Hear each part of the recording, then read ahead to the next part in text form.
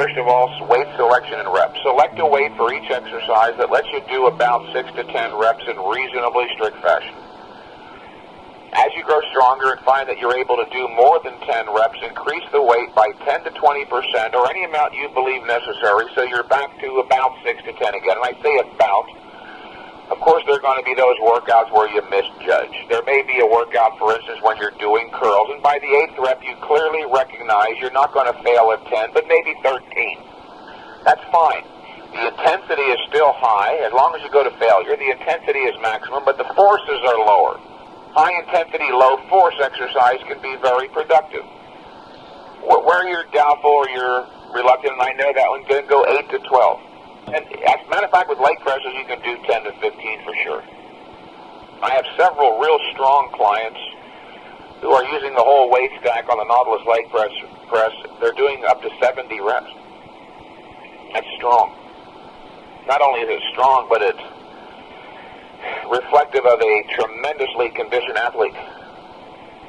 I've had a couple of 3 guys do as many as 30 reps on the Nautilus leg extension with the whole stack, then with almost no rest, do the leg press with 510 pounds, which is quite heavy, different kind of a weight stack, for 70 reps.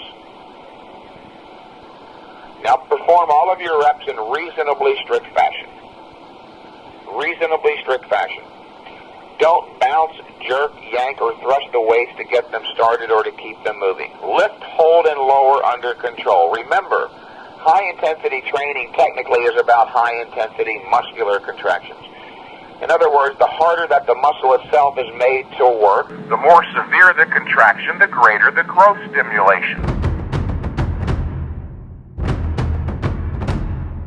To go into detail through the whole program and give let me give you, for instance, your chest.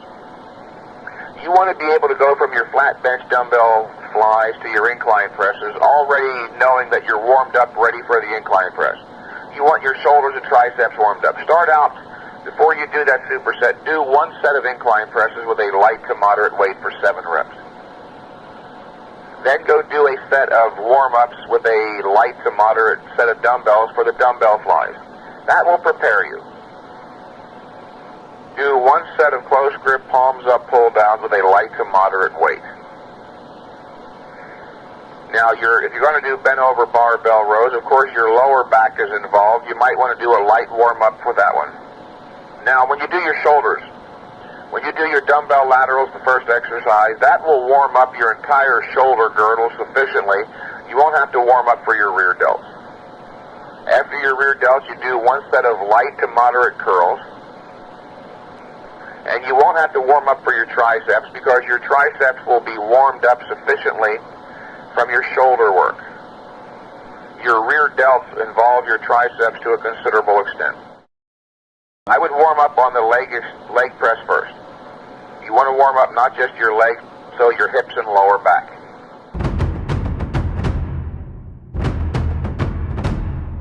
When I first started training people several years ago, I had them all doing forced reps and negatives every set of every workout, and almost nobody was gaining satisfactorily.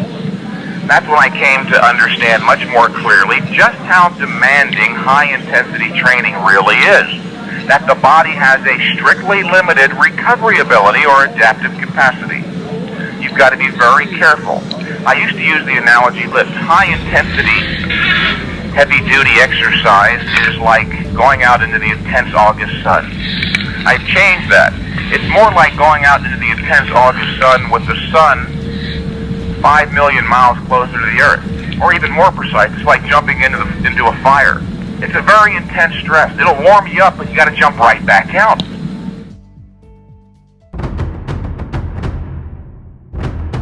Yeah, now I want you to keep a progress chart. This is very important. Remember, when you're doing this thing right, you'll be getting stronger, if not every set of every exercise, every workout, then damn near.